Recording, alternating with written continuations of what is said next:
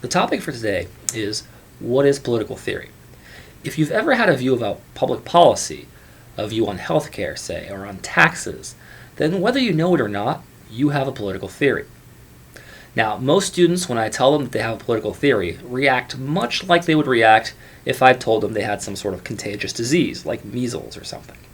A political theory? How could I have gotten a political theory? Am I going to die? And how do I get rid of it? I tell them, don't worry. Just about everyone has a political theory. The problem is that they don't know they have one. A political theory is a series of interrelated claims about what justifies the use of coercion. Well, what does that mean? It means that behind every opinion you've ever had about something governments should or should not do, there lies a series of assumptions or premises about the kinds of things that make people free and why freedom is important, or about what kind of equality matters, how important is social order, about the limits of political authority, and about the purposes of living together in society. When you make a claim about public policy, what you're actually doing is making a much deeper claim about the way different values relate to one another. For instance, whether freedom is more important than equality, or whether punishment is more important than rehabilitation. Many of us have judgments about public matters that are actually quite sophisticated without even knowing it. However, our ignorance of political theory, our ignorance of exactly why it is that we think the way we do, often prevents us from doing at least three things. A, it prevents us from understanding just how clever we are. Sometimes we have a lot of moral knowledge that we don't really know how to express.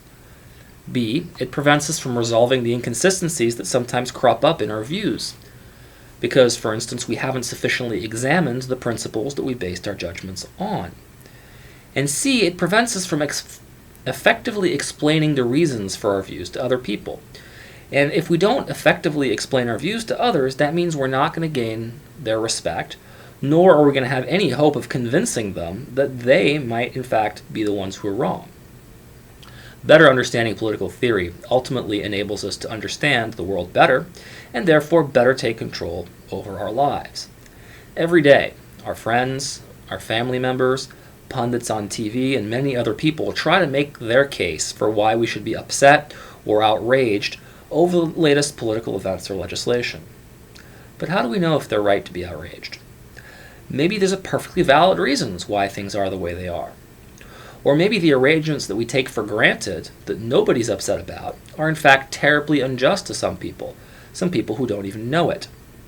A better understanding of political theory lets us decide for ourselves when to be outraged and when not to be, as opposed to letting our family, the media, or some politician decide for us. If you know your political theory inside out, then you can decide for yourself what the appropriate reaction to events is, rather than just accept what others tell you.